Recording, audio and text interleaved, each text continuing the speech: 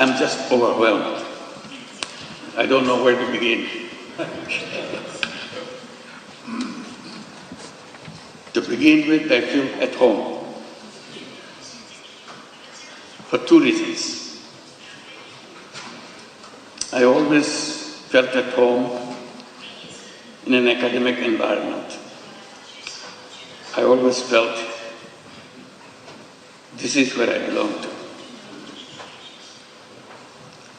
And being in that environment again makes me feel the feeling of being at home. Second reason that I feel at home, because Peking University is my home.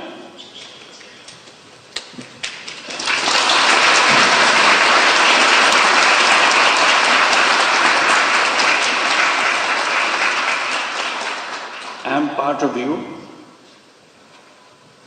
because you accepted me as an honorary professor. I'm sorry that I couldn't spend much time with you, but I always hoped I could spend time with you and share with you all the excitements of the academic world and the world that you want to create for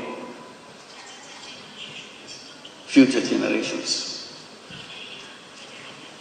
That's our task in the academic environment, to build the future world, not just learning about the current world. It's the next world that we want to prepare for. So that makes me feel completely at home.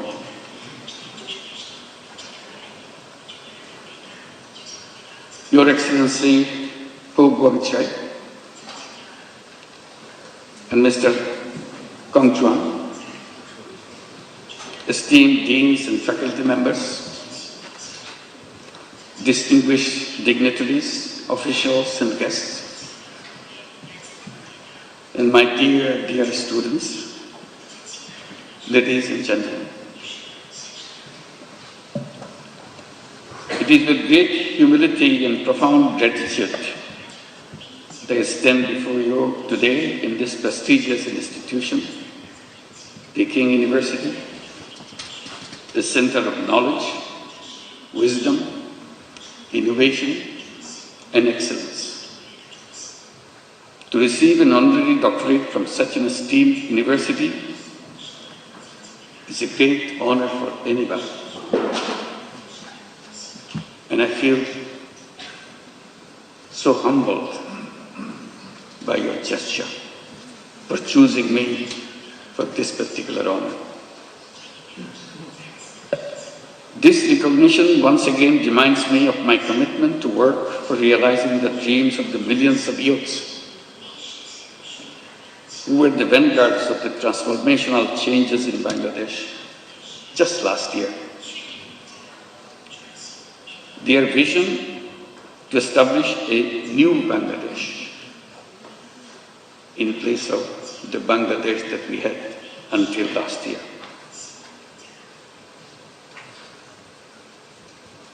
A new Bangladesh which will be free from poverty, hunger, unemployment, and destitution. Ladies and gentlemen, and my young friends, to translate this vision into reality, we are embarked on a series of reforms to make governance transparent and democratic, to ensure economic policies which are inclusive, and to guarantee that every individual has equal opportunity to flourish. Our reform initiatives are at the top of our priority. Our goal is definite. Our work plan is exhaustive. For building a stronger and more resilient Bangladesh, we emphasize economic transformation through entrepreneurship, greater investment in education and technology, and a stronger international cooperation. Distinguished guests, I have a deep and personal attachment with Peking University. Back in October 2006, I had the opportunity to be appointed as the honorary professor. To me, today's conferment is more than a personal honor. I see this as a recognition, as an acknowledgement of the resilience and courage and determination of the people, especially millions of women and young entrepreneurs who continue to prove that no challenge is too big when they are given the right opportunities to develop and break the shackles of poverty and marginalization. Throughout my journey, from being an economist to founding Grameen Bank, from pioneer Microfinance to advocating social business, my core belief has remained the same. People are not poor because of the lack of skill or ambition. They are poor because the economic system has never given them a fair chance. So poverty is not because of the something lacking in the person. It's not their fault. It's the fault of the system that we built for ourselves. That causes poverty. That causes all the problems for human beings by wrong thinking. And I blame myself for being part of that institution, academic institution, where we pass on this wrong knowledge to the next generation. So I plead guilty that we have not been able to change those ideas, wrong ideas, which make people suffer. So my struggle has always been to go back, to find out the faults in the system that we promote, we teach the young generation, so that we do not repeat the same thing for the next generation. It is designed to serve only the wealthy, not the poor. That realization led me to create an alternative, one where even the poorest individuals could access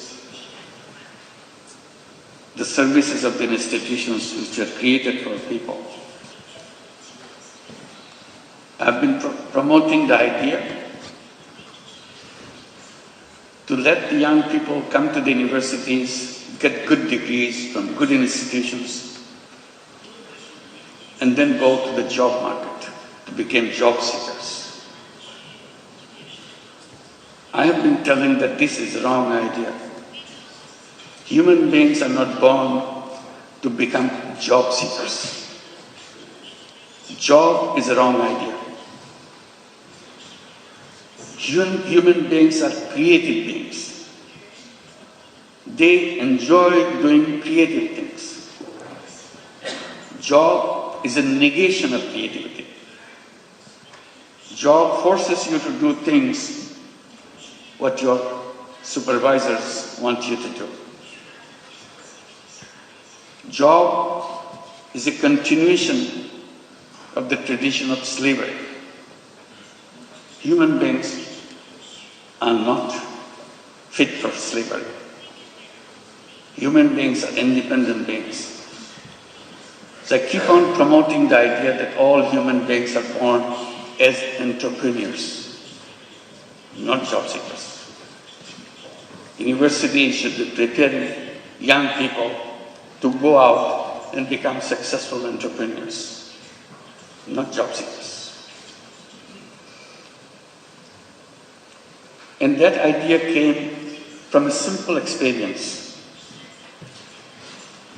I started as a small initiative with a handful of women in a village next to the university where I was teaching in Bangladesh.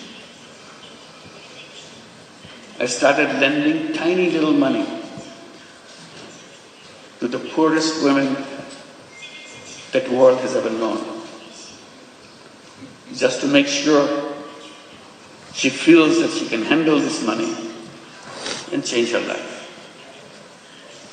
I had no idea that whether it would come true, but I was amazed how these illiterate, poor women could use tiny little money, $10, $20 worth of money, and did a very successful way of paying back and change her income situation. And she continued to pursue that round after round and change her life. And it turned into millions of women all over Bangladesh, and with perfect record. That convinced me totally. All human beings are entrepreneurs, because we are taught in the textbooks only very special people are born as entrepreneurs. Rest of us human beings have to serve under them. I said, that's absolutely wrong idea. If the poorest illiterate women in Bangladesh can become an entrepreneur with a $20 loan, $30 loan, anybody in the world can become an entrepreneur. It's nature to the human being. We didn't train them. We didn't tell them how to run a business. She figured it out all by herself, because it is innate part of a human being. So that continues with a bigger question to me. What should be the purpose of education? And I keep coming back. Purpose of education is to enable to go out and bring that all creative capacity to change the world. And universities and educational institutions is not only a place to learn what happened, also imagine. Imagination is the greatest power on earth. If you imagine, it will happen. If you don't imagine, it will never happen. If you look back, things happen because somebody imagined it. Imagine something big, something unheard of, something you never dared to hope that it will work. But you imagine and stay with it. If you stay with it, it will happen. So that is the greatest power. Imagination is more powerful than anything you can bring together. So I follow that, encourage young people like you, along with what you are learning, imagine. Dare to imagine the most odd thing that you ever thought, most necessary thing you think could be done. At the moment it looks odd, at the moment it looks impossible. The human journey is about making impossible possible. That's our journey. And we can make that happen.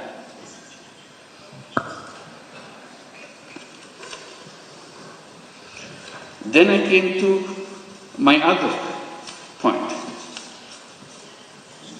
Why the way we do things followed by something that we are not sure of?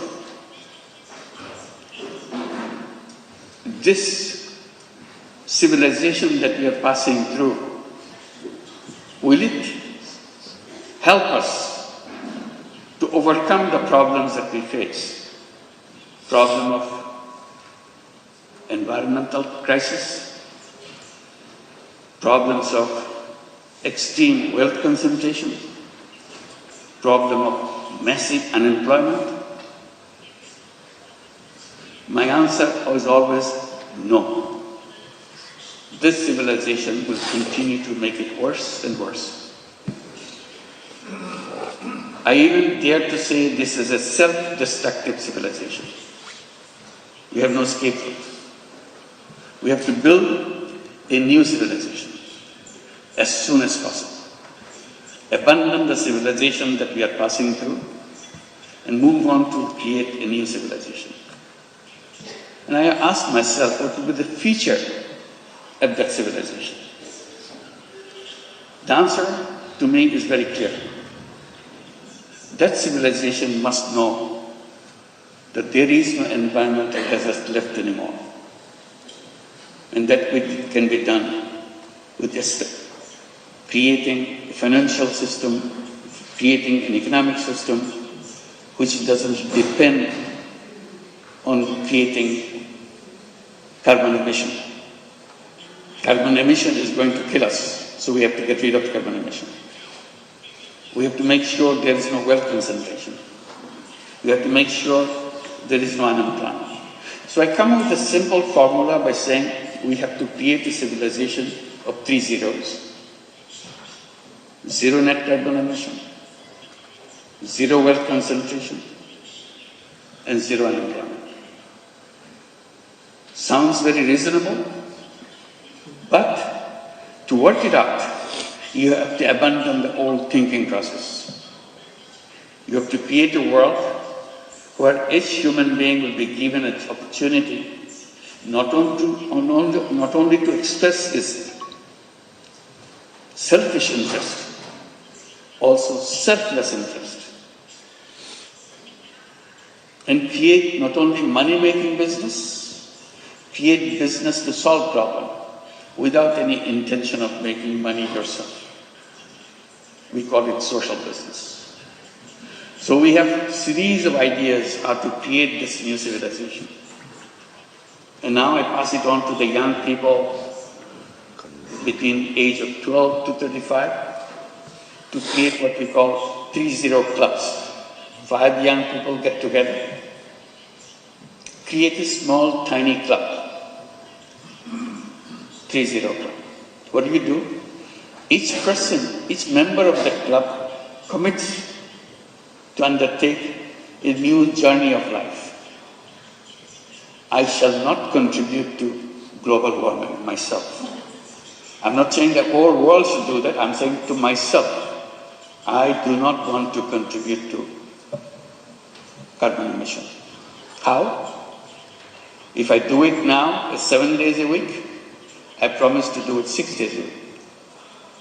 If I achieve 6 days a week, I want to do it 5 days a week. If I achieve 5 days a week, gradually 2 days a week, 1 day a week, and nothing. So I become a 3-0 person. Idea is if I can become a 3-0 person, you can become a 3-0 person, world would be a 3-0 world. That's a simple idea. And I'm amazed by the response I get from the young people all around the world. They keep on adding numbers, 3-0 clubs. I hope you'll consider examining whether you'd like to form your 3-0 club and create a new civilization, which you'll be proud of. This is an imagination, but the imagination is where the journey begins. Let's begin the journey. Thank you very much.